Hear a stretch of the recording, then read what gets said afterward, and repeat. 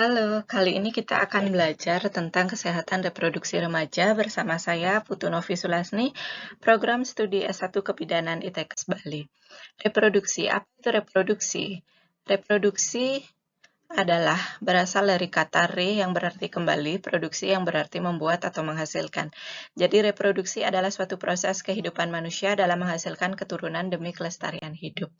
Kesehatan reproduksi remaja yaitu sehat secara sosial, fisik, dan mental yang berkaitan dengan sistem, fungsi, dan proses reproduksi yang dimiliki oleh remaja. Nah, mengapa remaja perlu mempelajari CASPRO?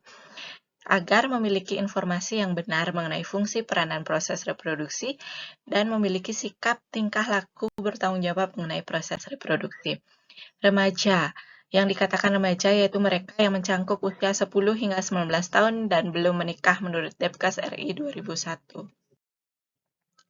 Batasan usia remaja ya dikatakan remaja yaitu usia dari 10 hingga 12 tahun, 13 hingga 16 tahun disebut remaja awal, 16 hingga 19 tahun disebut remaja pertengahan, dan 20 hingga 21 tahun disebut remaja akhir. Dan disebut masa prapubertas itu dari usia 10 sampai 12 tahun, dan dikatakan masa pubertas yaitu dari remaja awal hingga remaja akhir. Karakter seksual primer. Pada remaja pria mengalami wet dream yaitu mimpi basah dan pengeluaran sperma, menegangnya alat kelamin pada saat-saat tertentu. Nah, pada remaja putri yaitu mengalami menstruasi. Bagaimana terjadinya proses menstruasi? Menstruasi terjadi karena sel telur yang diproduksi ovarium tidak dibuahi oleh sel sperma dalam rahim. Sel telur tersebut menempel pada dinding rahim dan membentuk lapisan yang banyak mengandung pembuluh darah, kemudian menipis dan luruh keluar melalui mulut rahim dan vagina dalam bentuk darah, yang biasanya terjadi di antara 3-7 hari. Jarak antara satu haid dengan haid berikutnya tidak sama pada setiap orangnya. Ada kalanya 21 hari atau bisa juga 35 hari. Nah, cara memelihara dan merawat organ reproduksi yaitu mengganti celana dalam minimal 2 kali sehari, membersihkan kotoran yang keluar dari alat kelamin dan anus, gerakannya dari atas ke bawah, dari daerah vagina ke arah anus. Hal ini untuk mencegah kotoran dari anus masuk ke vagina dan keringkan menggunakan handuk atau tisu.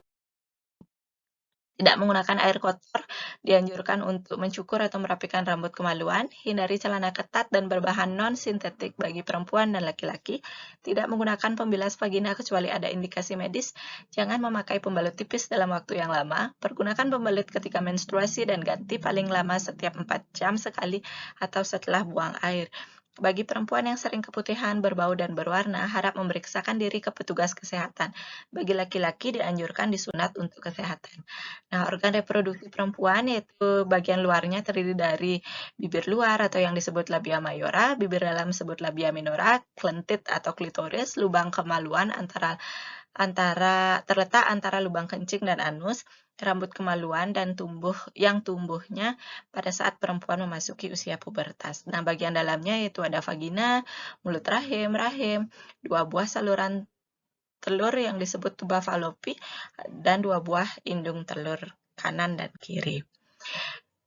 Nah, bila organ reproduksi tidak dijaga kebersihannya, maka organ reproduksi dalam tubuh kita bisa rusak oleh infeksi menular seksual atau IMS dan dapat menyebabkan kemandulan.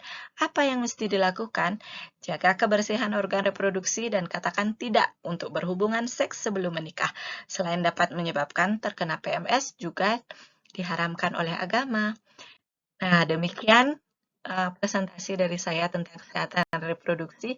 Terima kasih.